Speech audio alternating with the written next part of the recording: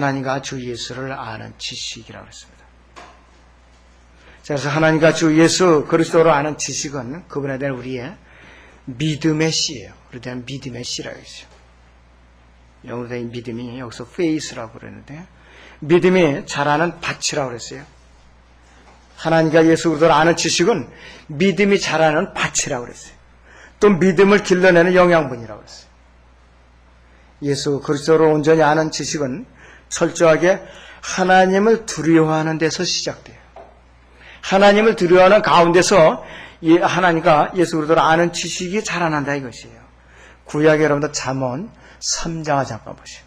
잠언 3장 2절에서 6절을 보겠습니다. 잠언 3장 2절에서 6절을 잠깐 보죠. 자, 거기 보시면은 이렇게 말씀을 하고 있어요.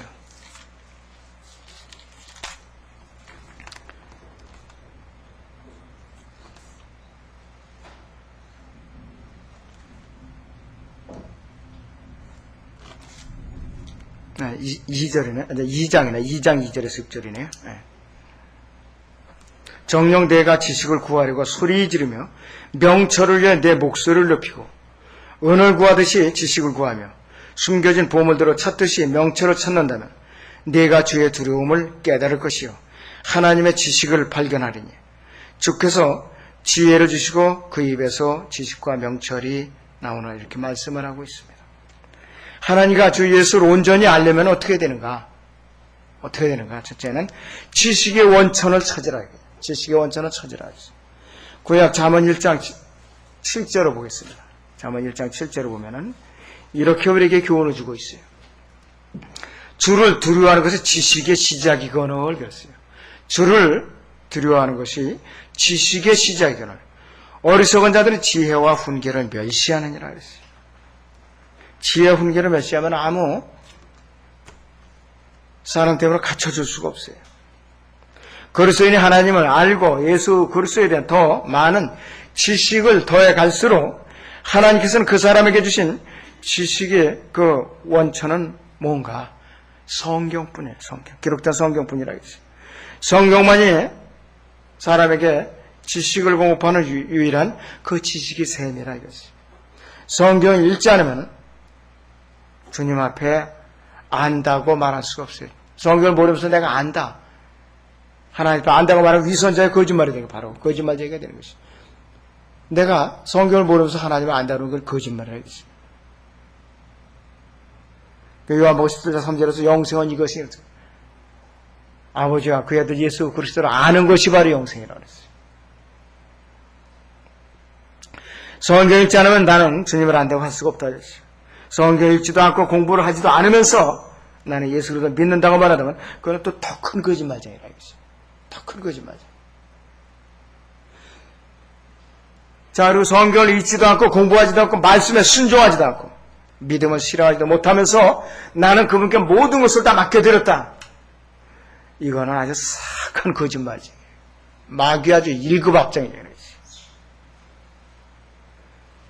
자, 로마서 10장 17절에 있는 대로 그러므로 믿음은 들음에서 나온 대로 들음은 하나님의 말씀에 의해서니라고 그랬다.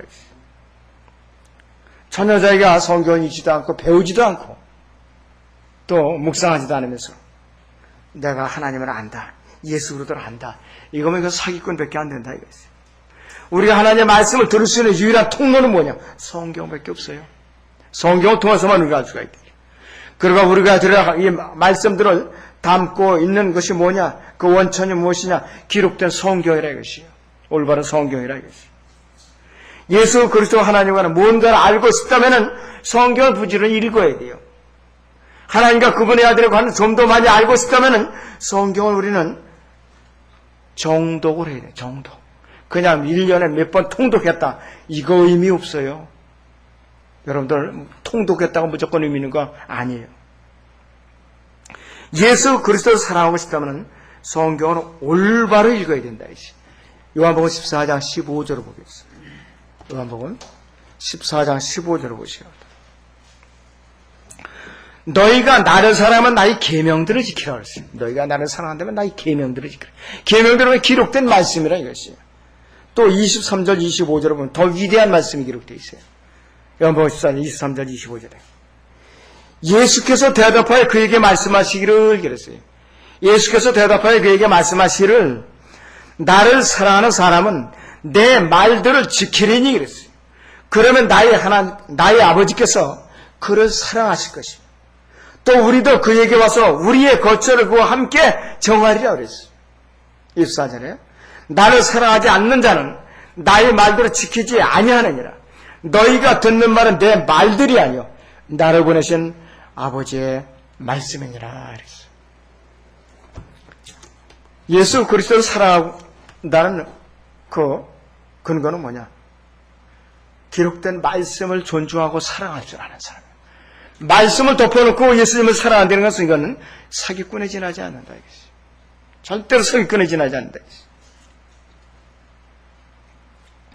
예수 그리스도의 은총을 더 많이 받고 싶다면 성경을 꾸준히 읽고 묵상하면서 의미를 깨달아 나가야만 그분의 은총을 받게 되어 있는 거라 있어요.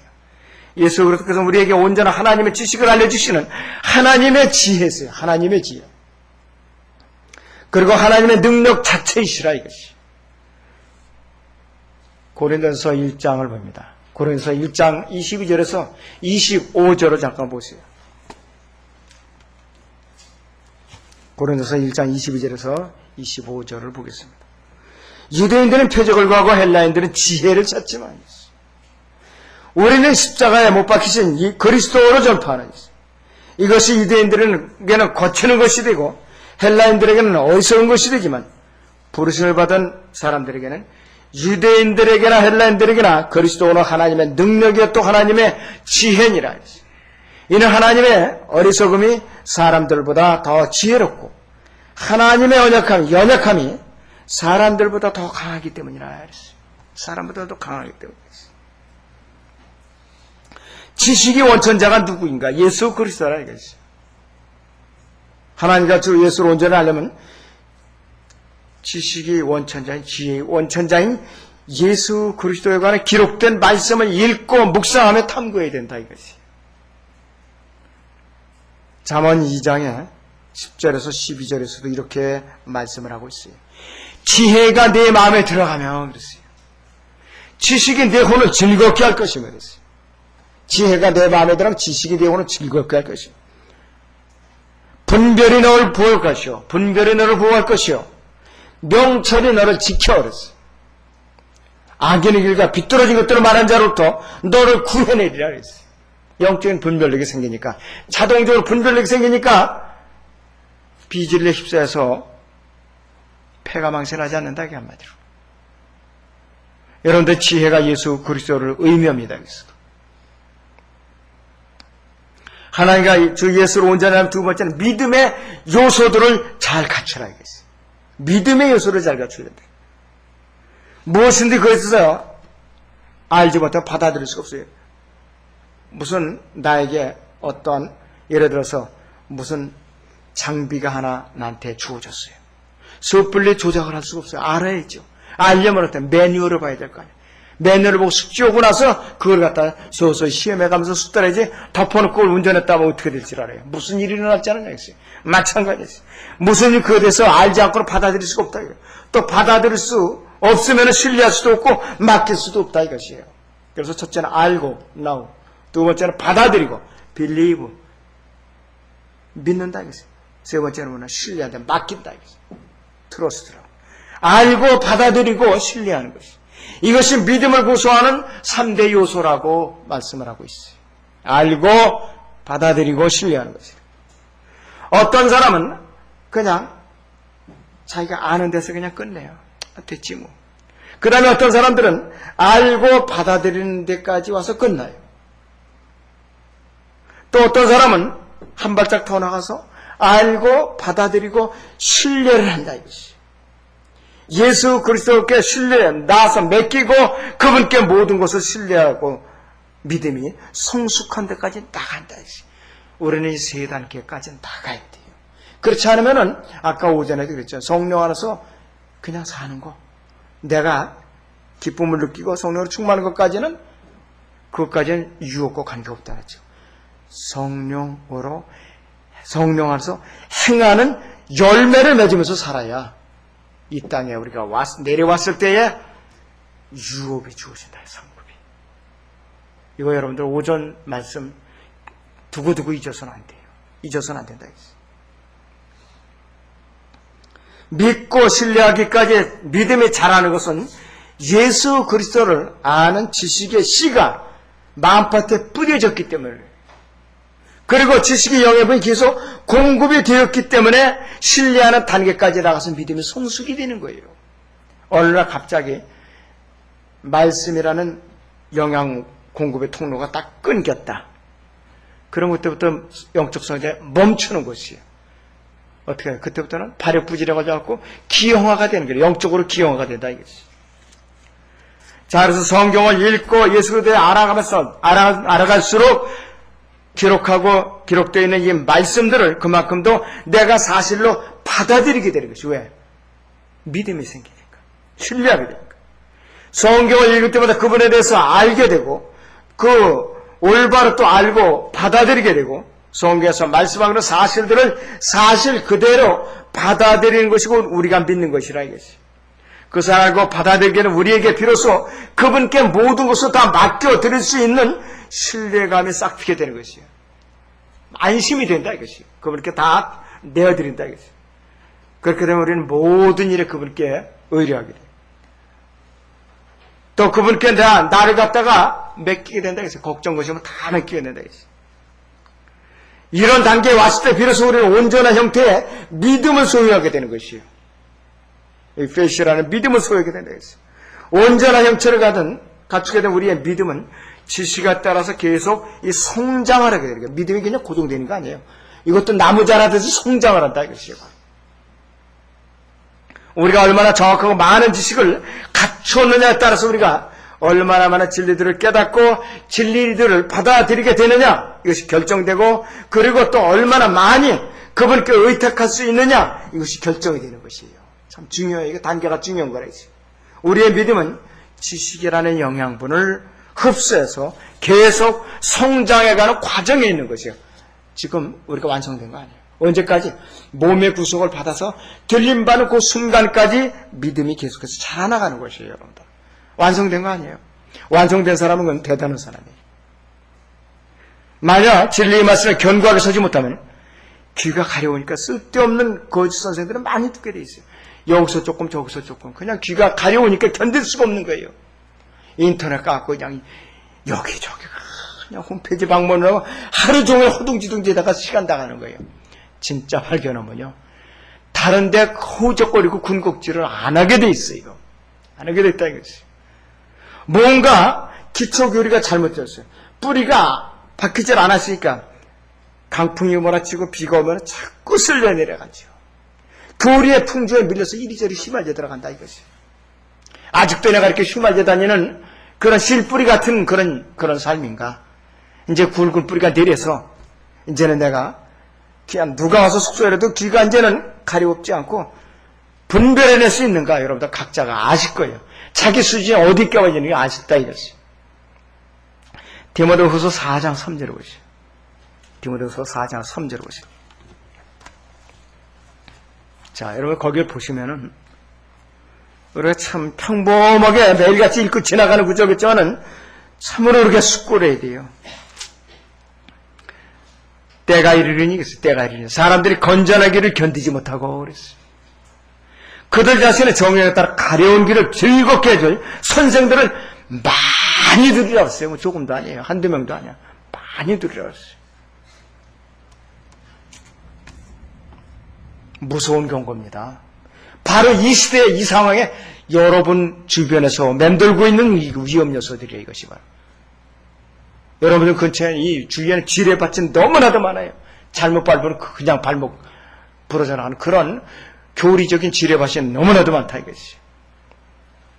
하나님과 예수 그리스도를 온전히 알려면은 마지막으로 세 번째는 지식이 믿음으로 자라도록 힘써야 돼요. 지식이 믿음으로 자라도록 힘써야 된다 이것이.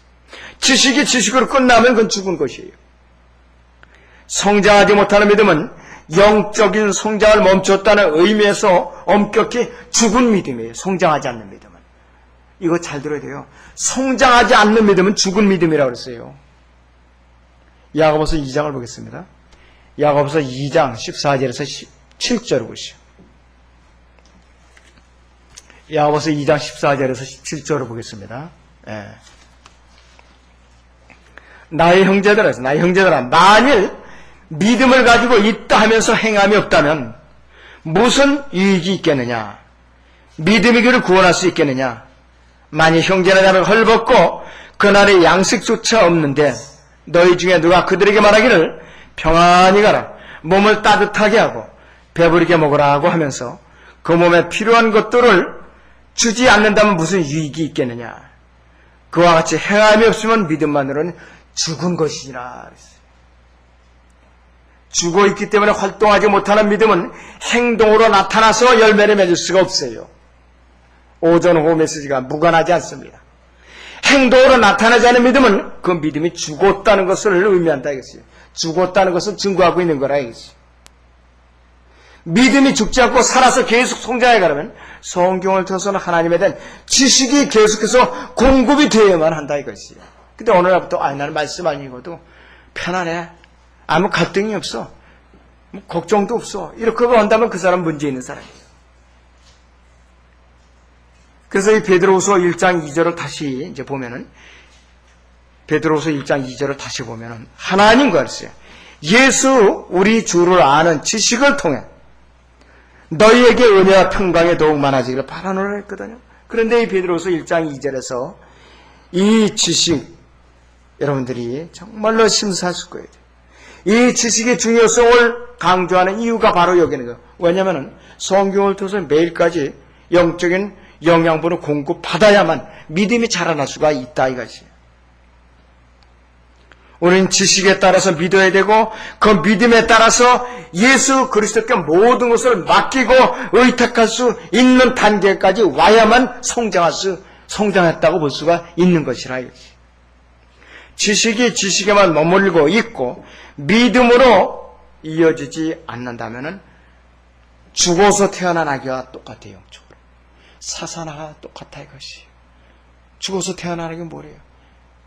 숨을 쉬어요? 안 된다. 그래서 이 지식이 믿음으로 진전되었을지라도 그 믿음이 견고하게 꾸준히 자라나서 예수 그리스도에 대한 온전한 신뢰하는 단계까지 진전되지 않는다면 그 믿음은 뭐냐? 발육부진에 빠진 상태라서 성장이 멈춘 상태나 마찬가지. 성장을 멈춘 상태는 죽은 것이나 다름없어요. 영적으로 죽은 것이나 다름이 없다. 아무리 오랜 세월 동안 믿었다고 할지라도 발육부진 상태에 빠졌다면 그것은 의미가 없다. 의미가 없다. 그렇다면 지난주 설교 시간에도 말씀을 드렸지만 히브리서 5장 12절에서 바울사도가 60년경에 이 바울사도가 AD 35년은 40년경에 1장에서 12장까지 히브리서를 기록했어요. 그 당시에 뭐라 그러냐? 그때로 보면 그랬어요. 그때로 보면 너희가 마땅히 선생들이 되었어야 할 터인데 이제 다시 하나님의 말씀에 기초 원리들이 무엇인지를 누군가가 너에게 가르쳐 주어야 하는 것이에요. 젖이 필요한 사람들이지 단단한 음식을 필요한 사람들은 되지 못하나도다. 너희가 구원받고 나서 얼마나 세월이 지난데도 불구하고 아직까지도 이렇게까지 전만 빨려고 덤빈다면은 너희는 아직도 영적인 갓난아이다.